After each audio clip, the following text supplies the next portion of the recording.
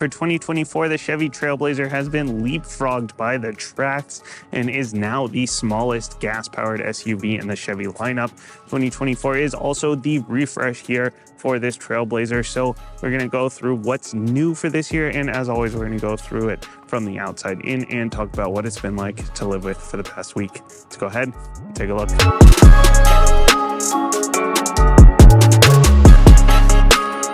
Underneath the hood here, GM's still using the 3-cylinder, the inline 3. They use it in some of the smaller Buicks like that in Vista I was just in, and the Encore GX. This one here, as well as the Trax, the Chevy Trax. For this, if you get the all-wheel drive version, you get the 1.3-liter turbocharged i3. If you are in the front-wheel drive version, then you could either get the 1.2-liter or the 1.3, depending on the trim level that you choose. But this 1.3 liter makes 155 horsepower, 174 pound-feet of torque.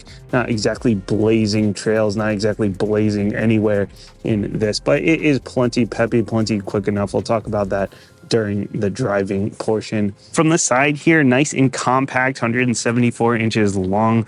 It does feel a lot bigger inside, actually. We'll get to that when we get to the interior portion, but it is very compact, 104-inch wheelbase, and as I mentioned, got leapfrogged this year by the Chevy Trax. The Trax is actually about 4 inches longer than this thing. Love this blue color. If you want something that's going to pop, something that's going to get you noticed, then this blue is definitely a nice one. But there are two new colors for this year. This one is not one of them. There's a copper color and there's a cacti, sort of greenish color as well. You got the black roof going on. If you want a white roof, you're going to have to get the active trim. It's going to be your sort of more off-roady, more rugged trim level, though. This one being the RS Rally Sport. This one is a little bit more towards the sportiness, and of course in 2024, if you're going to have something be sporty or rugged, you have to have black cladding. That's like a thing now for some reason. These wheels here, all new. Actually, across the board, we've got all new wheel designs for the Trailblazer, but the 19s, this size is all new for the RS. Last year, they would have been on 18s. So we got 19 standard wrapped in all seasons. These are on Continental Pro Contact all seasons. We got the black mirror caps, the black roof, as I mentioned. We got the black roof rails. Nice looking car from the side. Plus we got the touch to lock and touch to unlock. It is the single button on the outside that GM likes to do. I do wish that they would put your unlock on the inside of the door handle, just because it's a little less ambiguous as to whether you're locking or unlocking, but you can just kind of peek in and see the little nub, see whether that's sticking up or not. No turn signals in these mirrors here, and these are not power folding. Do like the black mirror caps though.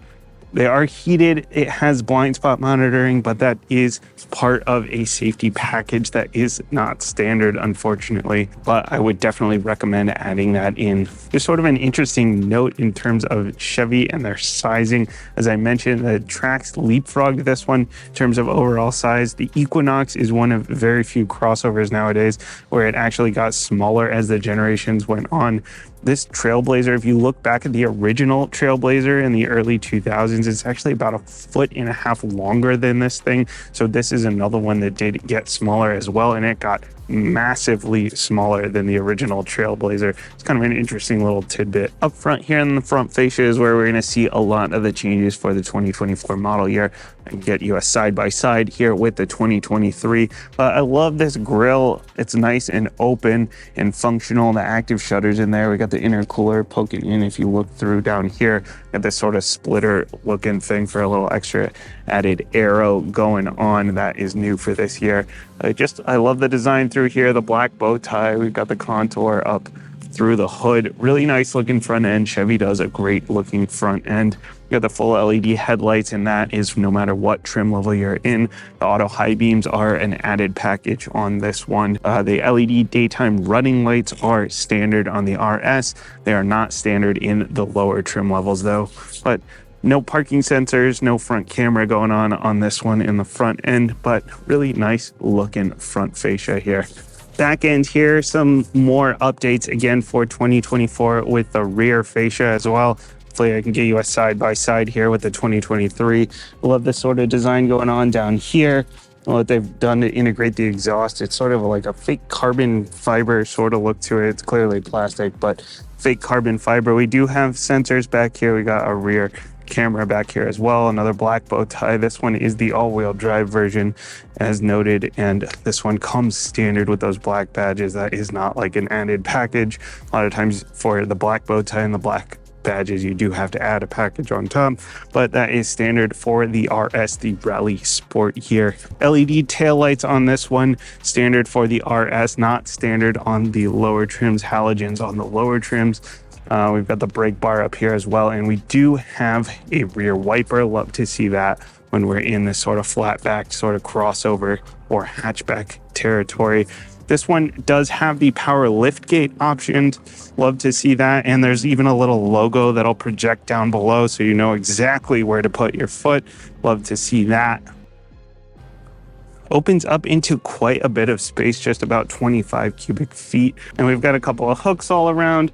Underneath here, we do have this false floor. We've got your tools down there, as well as a spare tire. Love to see the spare. And this will actually lower down. You can actually make this even lower, get a little bit of extra space. Love to see that. And then we've got the 60-40 split on the seats. I like how they have these so you can tilt them back and get them out of the way, especially when you got child seats, or if you just want a little bit better visibility. You can close it from up here, or on the key here, we got a nice substantial Chevy key. Double tap that. And another function on this key right here is the remote start. Love to see that it's not buried inside of an app. Hold that down. Starts right up. On the inside here, Chevy, GM in general, I've said this before, I'll say it again, they do an interior that punches above its weight class very, very well. This is a $30,000 car when we're maxed out here. And, you know, $30,000, I understand that it is a lot of money, but in terms of brand new cars, it's not a ton of money. And this car feels like it is more than a $30,000 car on the interior here. It doesn't feel like it's a luxury car. There are no delusions of luxury.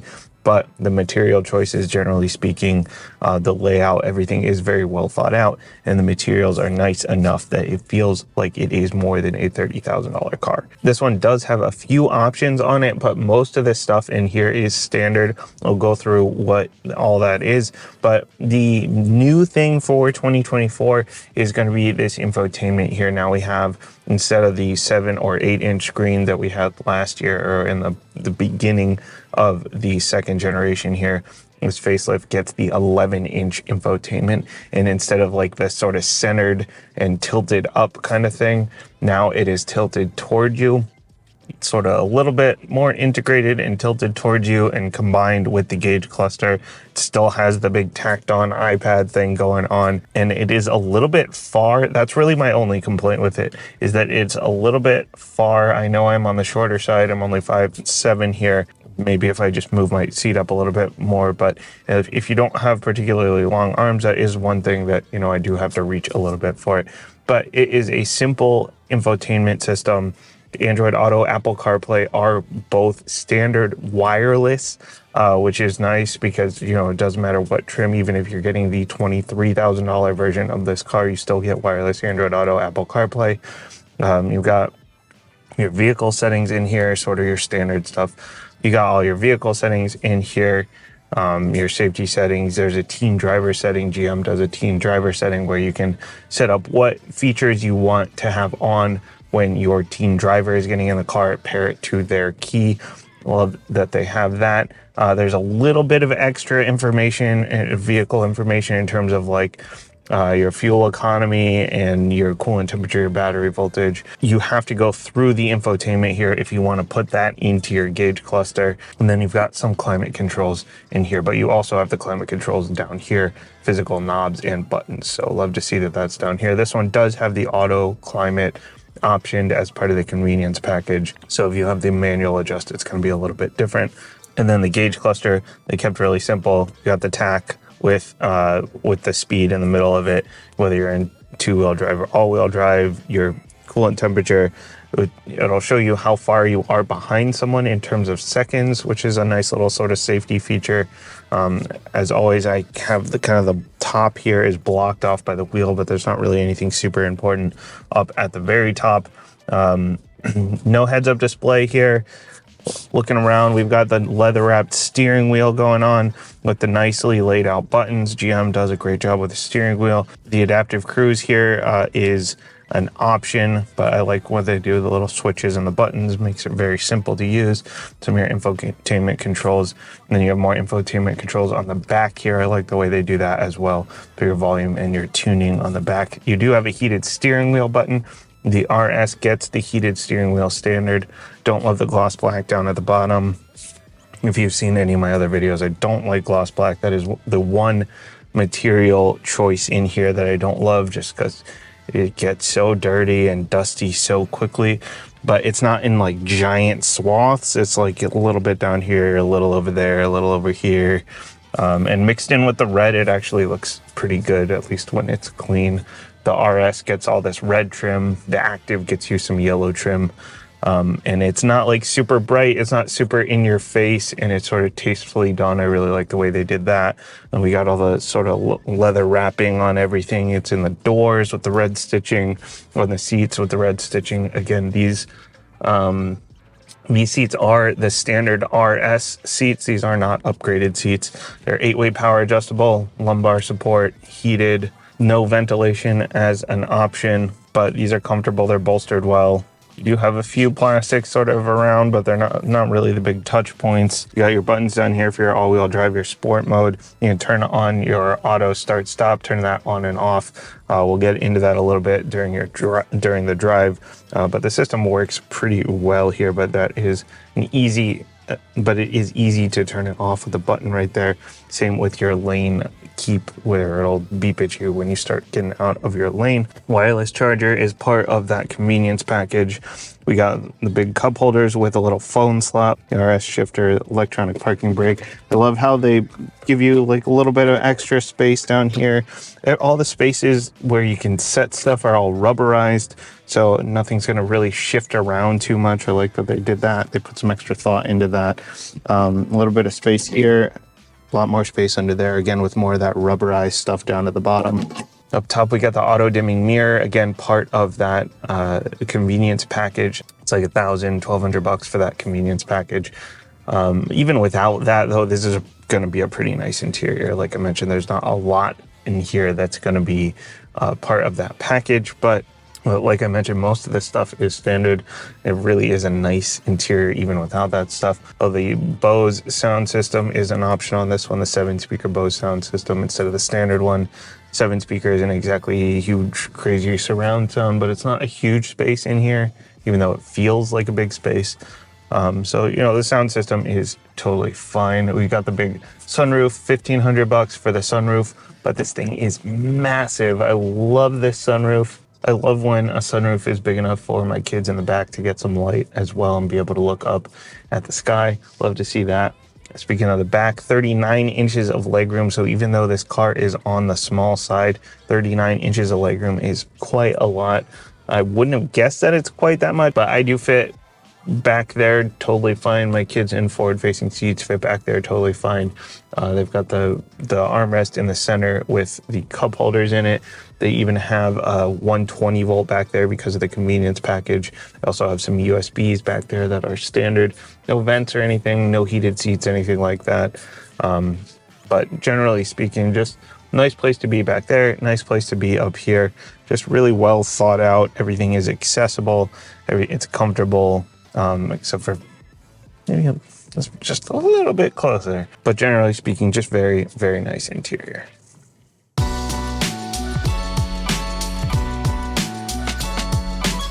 I've been driving this around for the last week, and you know, expectations for the driving experience of a crossover that starts at 23 grand, it's 3-cylinder, not exactly super high, but it actually drives a lot better than I expected it to.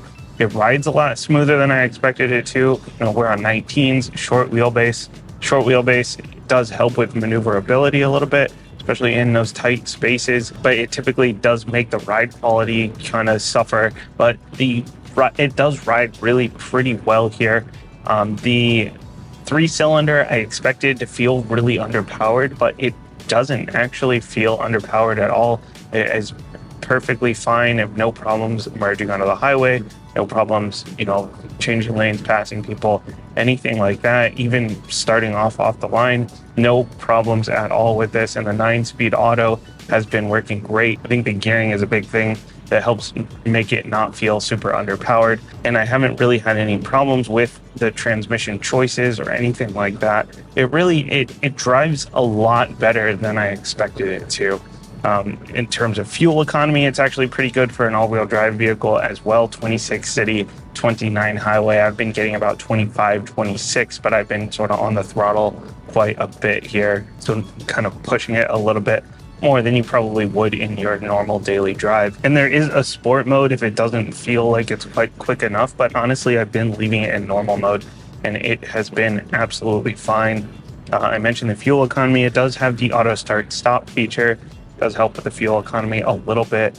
And a lot of times those systems really get in the way. I don't like the way they work. I didn't love the way it worked in the Equinox, but in this one it works really very well. Actually, I don't feel like it ever gets in my way. I feel like if I come up to a stoplight, I'm on the brakes, I stop, it turns this car off, I go to switch to the gas and it immediately sparks back up, and by the time my foot is on the throttle, it's ready to go. So it's really, you can turn it off, there's a button right here, but it really has stayed out of the way. This one does have the all-wheel drive optioned. You can get it in a front-wheel drive version, but if you want to just try to save some fuel and leave it in front-wheel drive mode, you can, or you can hit the button right here to put it in all-wheel drive mode. It's not going to be like 100% of the time being like a 50-50 split. It is going to sort of try to detect the slip and get the back wheels involved as necessary. So not really a full-time 100% all-wheel drive, but that's a good thing for your fuel economy. And this seems like a good time to say again, like I've said before, all-wheel drive is not a substitute for winter tires. I was on some ice the other day. I was sliding around a little bit when I was trying to stop. All-wheel drive does not help you stop. That's not a knock on this car. That's just a note that don't forget that all-wheel drive does not replace winter tires. As far as driver's assist features go, there aren't a whole lot of them even as options. I thought that was a little bit surprising. I wish there was a heads-up display as an option. Maybe a 360 camera would be cool, but we are in the $30,000 price range, so I'm not super surprised that the 360 cam is not an option, but the heads-up display would definitely be nice to see. The adaptive cruise comes with the sound package because that makes perfect sense. But the adaptive cruise is an option on this one. It works well. It is not super aggressive. Even in the smallest gap, it will give you a pretty, even if you have it set to the smallest gap, it'll give you a pretty big gap between you and the next person. And it does work all the way down to stop. It will not go again for you unless you hit the gas, but that system works fine. The lane departure here is fine. It's not super intrusive. It'll beep at you if you start to get out of your lane. It'll give you these little red dots across the front windshield here. It hasn't been really super in my way. It works fine. It is not a lane centering system. There's no like super cruise or anything like that on this one, but the adaptive cruise is great. Blind spot monitoring, rear cross traffic alert, I would definitely recommend getting those systems. The HD camera is something that is now standard across the board here for 2024, and that works very well. So at least it does have that. But as far as the negatives go for the driving experience here, other than the fact that, I wish that heads-up display was at least an option, is a little bit loud in here. The sound insulation isn't great, especially on the highway, but it's not like oppressively loud. But it is, it's a $30,000 car, and it feels like the sound levels in here are the sound levels of a $30,000 car, from the engine, from the road, from the wind, all of that stuff. But generally speaking, everything is accessible. I can see almost my entire gauge cluster outside of the compass, and everything is pretty accessible here within arm's reach. And we do have the buttons for the lane keep and the auto start stop, and everything very readily available. So really, you know, it's a well thought out interior, and the driving experience here is aggressively fine. I just heard that term recently, and I think that fits really well. The visibility all around is very, very good, actually. Straight back and to the sides, there aren't a lot of big blind spots. Really, just overall, the driving experience is probably better than I would expect for something that is a $30,000 car, starts down at 23.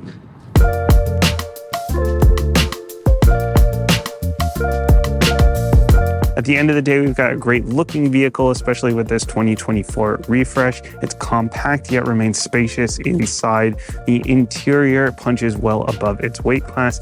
And even when you start adding on packages like the sound package, the sunroof, some of the extra safety and convenience features, then it's still under $35,000 at this point.